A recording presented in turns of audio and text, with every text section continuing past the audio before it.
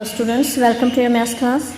Today we will start exercise 3.6 and the topic which we will cover in this exercise is equations reducible to a pair of linear equations and two variables. मतलब हमें equations दी जाएंगी which will not in the form of linear equations but we will first reduce them into the form of linear pair of equations and after that we will solve them. तो इसमें क्या है कि हमें जो variables हैं वो एक different pattern में दिए जाएंगे. So like first question. Here is in first question, first part is 1 upon 2x plus 1 upon 3y is equal to 2.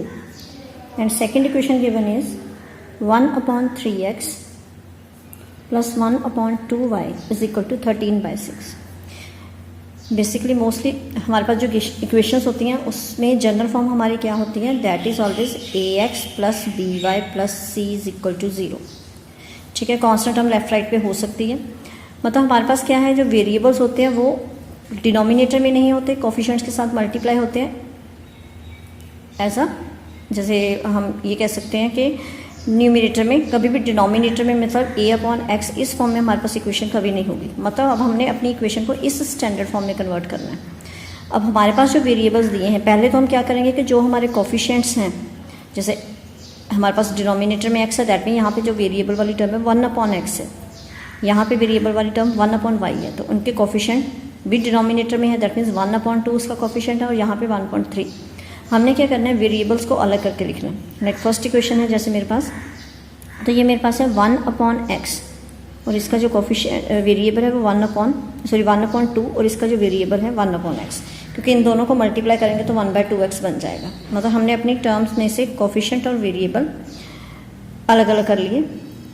यहाँ पे जैसे 1/3y है, that means here 1/3 is the coefficient and 1/y is the variable is equal to 2. Similarly, second question, here is 1/3x, so we will write it as 1/3 into variable 1 upon x. और 1/2y को कैसे split कर सकते हैं, 1/2 into 1 upon y which is equal to 13/6. तो पहले हम first equation को करते हैं. यहाँ पे दोनों इक्वेशंस में अब हमने देखने की जो हमारी वेरिएबल वाली टर्म्स है वो सेम बनती है. जैसे फर्स्ट टर्म 1/x के साथ है तो यहाँ पे भी 1/x के साथ है. सेकेंड में हमारे पास 1/y है तो यहाँ पे भी 1/y है. तो अब हमने इन वेरिएबल्स को अलग फॉर्म में मान के चलना है. लेट 1/x को हम वेरिएबल मान लेते हैं a और 1/y को b. ठीक है, 1/x को हमने a ले लिया, 1/y को b ले लिया. अब हम अपने इन गिवन वेरिएबल्स को a और b के साथ रिप्लेस करेंगे. तो जहाँ पे 1/x है वहाँ पे हम लिखेंगे a. So 1/2 into 1/x that is a plus 1/3 into 1/y 1/3 into b is equal to 2. हमारी जो इक्वेशन बनी a/2 plus b/3 a/2 plus b/3 is equal to 2. तो अब हमारे पास डिनोमिनेटर्स हैं तो डिनोमिनेटर्स को बाय एलसीएम हम सिंप्लीफाई कर सकते हैं. See here LCM will be 6, so equation becomes 3a plus 2b is equal to 2 which implies 6 को शिफ्ट किया 2 के साथ मल्टीप्लाई हो जाएगा 3a plus 2b is equal to 12. So here the equation first is 3a plus 2b. मतलब हमारे पास जो equation दी थी वो वेरिएबल 1/x 1/y में दी थी, तो हमने a और b में एज्यूम करके अपनी इक्वेशन को लीनियर फॉर्म में कन्वर्ट कर दिया, रिड्यूस कर दिया. अब ये इक्वेशन हमारी लीनियर इक्वेशन है in two variables. Similarly we will solve the second equation. So here after replacing the value 1/3a, so we will get 1/3 into a plus 1/2 into 1/y 1/2 into 1/y को हमने b लिया is equal to 13/6. So here it comes a/3 plus b/2 is equal to 13/6. So here LCM is 6, so we get 2a plus 3b is equal to 13/6. अब 16 को उधर shift करेंगे तो ये 13 के साथ मल्टीप्लाई हो जाएगा. So we get 2a plus 3b over is equal to 13/6 into 6. So your second equation is 2a plus 3b is equal to 13. So this is the equation number 2. Now we are having both the equation. अब हमारे पास 3 methods हैं. We can use substitution method, we can use elimination method, we can use cross multiplication method, हम तीनों में से किसी भी मेथड के साथ इन इक्वेशंस को सिंप्लीफाई कर सकते हैं. Now I am using here elimination method. तो एलिमिनेशन मेथड का फर्स्ट स्टेप क्या होता है? To make the coefficients of any one variable same. मतलब हमारे पास जैसे a है, यहाँ पे a का कोफिशिएंट 3 है, सेकेंड इक्वेशन में a का कोफिशिएंट 2 है. मैंने इन दोनों कोफिशिएंट्स को सेम करना है और 3 और 2 का जो कॉमन मल्टीपल 6 है. तो हम क्या कर सकते हैं? 2 को 3 के साथ और 3 को 2 के साथ मल्टीप्लाई करके, मतलब फर्स्ट इक्वेशन को हम 2 के साथ और सेकेंड इक्वेशन को 3 के साथ मल्टीप्लाई करके दोनों के कोफिशिएंट्स को सेम कर सकते हैं. So now multiplying equation 1 by 2 and equation 2 by 3. तो फर्स्ट इक्वेशन को 2 से मल्टीप्लाई किया, जैसे अब ये इक्वेशन पूरी इक्वेशन 2 से मल्टीप्लाई हो जाएगी. तो क्या बनेगा? 2 3 = 6 से plus 4b is equal to 24. और सेकेंड इक्वेशन को मल्टीप्लाई किया पूरी इक्वेशन को 3 के साथ. So it will be 6a plus 9b is equal to 39. मतलब हमारा मेन पर्पस क्या था? मल्टीप्लाई करवाने का, कि हमारे a के कोफिशिएंट सेम हो गए. अब a के कोफिशिएंट सेम है. एलिमिनेशन में हम क्या करते हैं? सेम कोफिशिएंट वाली टर्म्स को ख़त्म करते हैं, एलिमिनेट करते हैं. तो उसके लिए क्या है? दोनों के साइन डिफरेंट होने ज़रूरी हैं. तो हमें नीचे वाली टर्म का साइन चेंज करना पड़ेगा. तो उसके लिए हम क्या करेंगे? सब्ट्रैक्ट. सो ऑन सब्ट्रैक्टिंग, जब हम सब्ट्रैक्ट करेंगे तो हम क्या करेंगे? जो नीचे इक्वेशन उसके तीनों टर्म्स के साइन चेंज कर देंगे. 6a is positive, it will become negative. ये साइन चेंज हो गया, ये भी नेगेटिव हो गया. It is positive, it become negative. So 6a minus 6a cancel, 4 minus 9 minus 5b is equal to minus 39 है plus 24. 9 minus 4 is 5, 3 minus 2 is 1. तो मेरे पास आ गया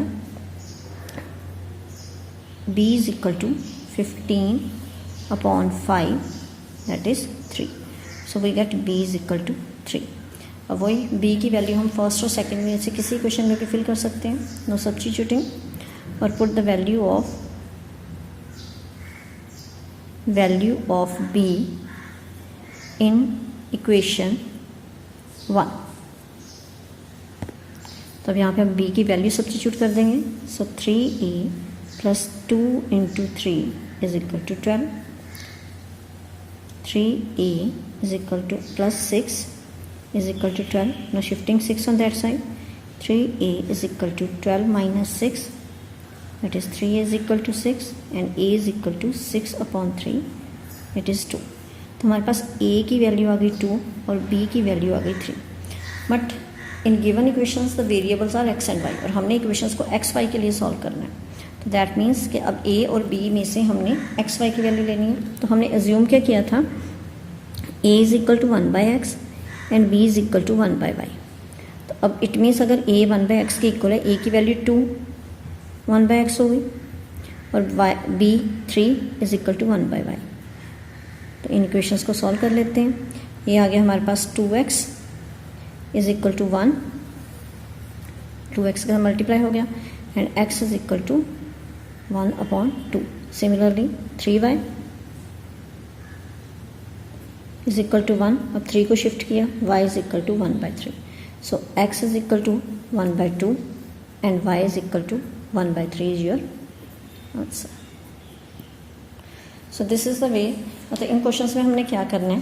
पहले इक्वेशंस को रिड्यूस करना है लीनियर फॉर्म में and after that we will find the values of new variables, और जो हमने एजम्पशंस किया उन्हीं में वो वैल्यूज़ फिल करके उसमें से x और y की वैल्यू निकाल ली जाएगी. So let us see the second part. We are having 2/√x plus 3/√y is equal to 2 and 4/√x minus 9/√y is equal to -1. So यहाँ पे भी हम पहले अपने कोफिशिएंट्स को अलग कर लेंगे. So here coefficient is 2 multiplying by 1/√x plus coefficient is 3 multiplying by 1/√y is equal to 2. Similarly second equation, 4 multiply 1/√x, 9 multiply 1/√y is equal to -1. तो यहाँ पे हमारे पास दोनों इक्वेशंस में जो टर्म्स हैं they are having variable as 1/√x and 1/√y. तो इन दोनों का अज्यूम कर लेते हैं. Let 1/√x is equal to a and 1 by under root y is equal to b. So first equation is 2 multiply by 1 by under root x और उसे हम क्या लिखेंगे a. So it is equal to 2a plus 3 1 by under root y which is b. 3b is equal to 2. It becomes equation number 1 and second is 4a minus 9b is equal to minus 1. Now I am using here again elimination method. तो यहाँ पे अगर मैं a वाली first term देखूँ, यहाँ पे a का कोफिशिएंट 2 है, यहाँ पे 4 है, तो 2 को इजीली 4 बनाया जा सकता है बाय मल्टीप्लाइंग बाय 2. मतलब हमने कोफिशिएंट मल्टीप्लाई करके सेम करने होते हैं. तो यहाँ पे अगर हम इस इक्वेशन को 2 से मल्टीप्लाई कर दें तो हमारे पास यहाँ पे भी 4a बन जाएगा और यहाँ पे ऑलरेडी 4a है. So we will multiplying equation 1 by 2. तो फर्स्ट इक्वेशन क्या बन गई हमारे पास, इस इक्वेशन को हमने 2 से मल्टीप्लाई करना है. सो हमारे पास आ गई 2 to the 4a plus 6b is equal to 2. So this is the first equation. Now तो अब हमारे पास जो नेक्स्ट वाली इक्वेशन है वो इसके नीचे लिखेंगे and now we will decide we will add them और सब्ट्रैक्ट देम. तो अब हमारे पास 4a के कोफिशिएंट सेम हो गए. अब काम है कि इनको एलिमिनेट करना है. उसके लिए एक पॉजिटिव एक नेगेटिव टर्म होनी चाहिए. तो नीचे हमें नेगेटिव लाने के लिए क्या करना पड़ेगा, we will subtract this equations. So on subtracting we will change the sign of second equation. This will be negative, it is positive and it is positive. So 4a minus 4a cancel. 9 plus 6 is 15b is equal to 2. Sorry, here हमने यहाँ पे भी multiply करना था, यहाँ पे 4 आना था. 2 to the 4. तो 4 plus 1 is 5. So b is equal to 5 upon 15. That is 1 upon 3. So here we get b as 1 by 3.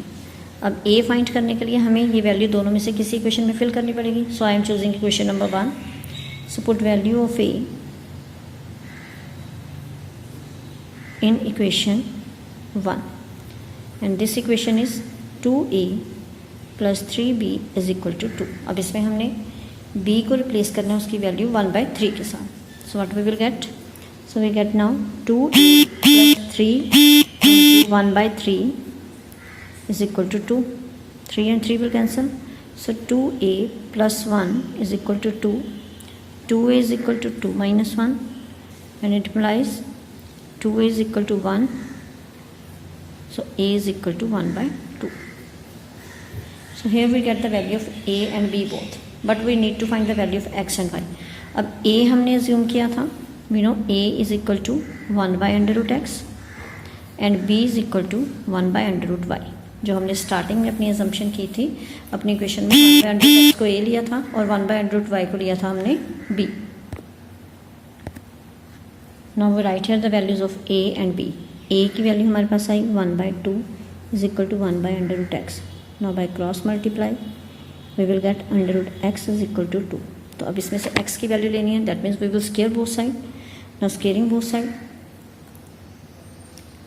scaling both sides we get under root x square is equal to 2 square. यहाँ पे square के साथ root cancel हो जाएगा. यहाँ पे रह गया x और यहाँ पे आ गया 2 to the 4. Similarly for y, b की वैल्यू हमारे पास आई थी 1 by 3 is equal to 1 by under root y. By cross multiply under root y is equal to 3. now scaling both sides. अब जब स्केयरिंग की तो अंडर रूट वाई का भी स्केयर हो जाएगा और उधर 3 का भी स्केयर हो जाएगा. Here root will cancel. यहाँ पे रह गया y is equal to 3 into 3 that is 9. So finally we get x is equal to 4 and y is equal to 9 as our final answer. Now in third part we have given 4 by x plus 3y is equal to 14. 3 by x minus 4y is equal to 23. So first of all we will split the coefficient and the variable. So here is 4 is coefficient and 1 by x is the variable. Here 3 is coefficient and y is variable. Similarly in second equation 3 and 1 by x and minus 4 into y. तो दोनों equations में first variable 1 by x है और second variable y है. तो हम 1 by x को a ले लेते हैं, y को ले लेते हैं b. सो फर्स्ट इक्वेशन बिकम्स 4 इंटू, इसे हमने माना a 4a, 3 इंटू y को हमने लिया b, 3b is equal to 14 and similarly second equation is 3a minus 4b is equal to 23. Now we will solve it by elimination. अब मेरे पास क्या है, I am making same the coefficients of a. यहाँ पे 4 है, यहाँ पे 3। तो अगर मैं इसे 3 के साथ मल्टीप्लाई कर दूँ, मतलब 4 को 3 के साथ मल्टीप्लाई कर दूँ, यहाँ पे 12 बन जाएगा, और यहाँ 3 है, इसे 4 के साथ मल्टीप्लाई कर दूँ, यहाँ पे 12 बन जाएगा। तो दैट मीन्स फर्स्ट इक्वेशन को हम मल्टीप्लाई कर देते हैं 3 के साथ, और सेकंड को कर देते हैं 4 के साथ। So multiplying equation 1 by 3 and equation 2 by 4। So first equation, अब इस इक्वेशन को हम मल्टीप्लाई करवा रहे हैं 3 के साथ। तो क्या हुआ, 3 × 4 12a, 3 × 3 9b is equal to 14 3 × 42। अब इस इक्वेशन को मल्टीप्लाई करवाया 4 के साथ। तो 4 3 × 12a minus 16b is equal to 23 × 4, 4 3 × 12, 92. Now we want to eliminate this term, so we have to change the sign one of these terms. So second equation के 12 में जो 12 है उसका साइन हमने नेगेटिव करना है, that means we will subtract. So on subtracting it becomes negative, here come positive and it is negative. So 12a minus 12a cancel, 16 plus 9 is 17, 16 plus 9 is 25b is equal to minus 50. So it implies b is equal to minus 50 upon 25, that is minus 2. तो हमारे पास b की value आ गई minus 2। अब इस value को हम substitute कर देते हैं अपनी फर्स्ट इक्वेशन में। सो put value of b in equation number 1। So first equation हमारे पास थी 4a plus 3b is equal to 14। तो b को हम रिप्लेस करेंगे उसकी वैल्यू -2 के साथ, 3 × -2 is equal to 14। So 4a - 6 is equal to 14। 4a is equal to 14 + 6 that is 20 and a is equal to 20/4 that is 5। So we get a is equal to 5। हमारे पास a और b दोनों values आ गई। a is 5 and b is -2। Now let us go to the assumption. हमने माना क्या था, a is equal to 1/x। Now we are having a is equal to 1/x and b is equal to y। तो y की तो directly value निकल आएगी। तो यहाँ पे आप a की वैल्यू पहले सब्स्टिट्यूट करते हैं। 5 is equal to 1/x, x को शिफ्ट किया, it will multiply by 5, 5x is equal to 1 and x is equal to 1/5। यहाँ पे b हमारे पास जो b की वैल्यू आई है -2 that is equal to y। तो y की वैल्यू डायरेक्टली आ गई हमारे पास। So we get x is equal to 1/5 and y is equal to -2 as our final answer. Now come to the fourth part. 5/x-1 plus 1/y-2 is equal to 2. 6/x-1 and 3/y-2 is equal to 1. Now here in both equations, first term consists x-1. दोनों की first term में 1/x-1 आ रहा है और दोनों की second term में 1/y-2 included है। दैट मीन्स इस वक्त हमारे पास जो कोफिशिएंट जो वेरिएबल है उसमें 1/-x-1 ये पूरा वेरिएबल में आएगा और कोफिशिएंट हमारे पास है सिर्फ 5। तो first of all we will split coefficient and variable. 5 × x-1 इसे लिख सकते हैं, plus here is 1/y-2 is equal to 2। और सेकेंड इक्वेशन 6 × 1 - x-1 को स्प्लिट कर दिया, -3 × 1/y-2 means we are having in these two equations first variable is 1/x-1, ये पूरे का पूरा फर्स्ट वेरिएबल है and it is the second variable. Now अब दोनों इक्वेशन में फर्स्ट टर्म में 1/x-1 1/x-1 है, मतलब ये कॉमन है तो इसे एज्यूम कर लेते हैं। Let 1/x-1 is equal to a और सेकेंड टर्म में 1/y-2, सो 1/y-2 एस b, मतलब इस पूरी ब्रैकेट को a एज्यूम कर लिया और सेकेंड में इस पार्ट को b एज्यूम कर लिया। So we get first equation is 5, this full thing is a plus it is b is equal to 2। This is equation number 1 and second equation में हमारे पास 6, this full bracket is a, 6a minus 3 into b is equal to 1. This is the equation number 2. Now in this equation I am making the coefficients of b same. उसका reason ये है कि मेरे पास यहाँ पे b का coefficient 1 है, यहाँ पे 3 है, तो 1 को हम 3 से मल्टीप्लाई करके 3 बना सकते हैं, तो यहाँ पे हमें कोई चेंज करना नहीं पड़ेगा, तो यहाँ पे ऑलरेडी 3 है। सो मल्टीप्लाइंग इक्वेशन 1 बाय 3, हम 3 से मल्टीप्लाई कर देते हैं। रीज़न यही है कि अगर a को सेम करते तो दोनों इक्वेशन को किसी न किसी नंबर से मल्टीप्लाई करना पड़ना था, इसे 6 के साथ, इसे 5 के साथ। तो हमारा एक ही इक्वेशन को मल्टीप्लाई करके अगर हो सकता है क्वेश्चन, तो हम पॉसिबल है कि शॉर्ट वेज ही यूज़ करते हैं। तो यहाँ पे 3 भी है, यहाँ पे 1 भी है, तो इसे 3 भी बनाने के लिए सिंपल 3 से मल्टीप्लाई करना पड़ेगा। यहाँ पे ऑलरेडी ही 3 भी है, तो इसे हमें कुछ नहीं करना पड़ेगा।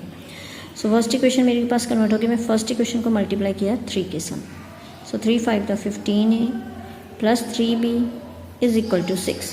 Now come to the second equation, that is 6a minus 3b is equal to 1। मतलब ये फर्स्ट इक्वेशन को मल्टीप्लाई करके लिखा और उसके नीचे हमने अपनी सेकेंड इक्वेशन ले ली। अब हमारे पास क्या है, c। हमारा मेन मोटिव क्या होता है कि जिनके कोफिशिएंट सेम है वो टर्म्स कैंसिल होनी चाहिए, और कैंसिल तब होती है जब दोनों के साइन डिफरेंट हो। तो यहाँ पे ऑलरेडी साइन डिफरेंट है, हमें डिफरेंट चेंज करने की ज़रूरत नहीं है। मतलब हमने जितनी भी इक्वेशंस की हैं उसमें क्या किया, हमने नीचे वाली इक्वेशन के साइन चेंज किए हैं। यहाँ पे क्यों ज़रूरत नहीं है, रीज़न दैट एक पॉजिटिव एक नेगेटिव है, वो तो ऑलरेडी कैंसिल हो रही हैं। अगर हम साइन चेंज कर देंगे, ये प्लस बन जाएगा, तो ये भी कैंसिल नहीं होगा। तो यहाँ पे साइन चेंज करने की ज़रूरत नहीं है। दैट मीन्स जब हमें साइन नहीं चेंज करने पड़ते, that means on that time we are adding the equation. तो हमारी डायरेक्शन चेंज हो जाएगी, that means we are adding the equation. So on adding we will get 15 plus 6 is 21 है, 3b minus 3b cancel is equal to 6 plus 1 7. So a is equal to 7 upon 21, that is 1 by 3. So we get a is equal to 1 by 3. Now put this value in equation number 1. Put value of a in equation 1. Not 1, we will put them in equation number 2. क्योंकि equation number 2 में ये easily solve हो जाएगा। 3b is equal to 1, क्योंकि a के denominator में 3 है और 6 के साथ जब हम 1 by 3 लेके आएंगे तो वो कटिंग हो जाएगी, तो हमारी फ्रैक्शन नहीं बनेगी। तो यहाँ पे a की वैल्यू फिल कर देते हैं। 6 इंटू a कितना है हमारे पास, 1 by 3, 1 by 3 minus 3b is equal to 1। So 3 1 the 3, 3 2 the 6, so it is 2 minus 3b is equal to 1, which implies minus 3b is equal to 1 minus 2. So minus 3b is equal to minus 1, minus and minus cancel, b is also equal to 1 by 3. So we get b as 1 by 3. तो हमारे पास a और b दोनों की values आ गई। Now it is the turn to find the values of x and y. तो हमारे पास जो assumption थी वो क्या थी, 1 by x minus 1 a and 1 by y minus 2 is b. तो हम यहाँ पे इन इक्वेशंस को यूज़ करेंगे।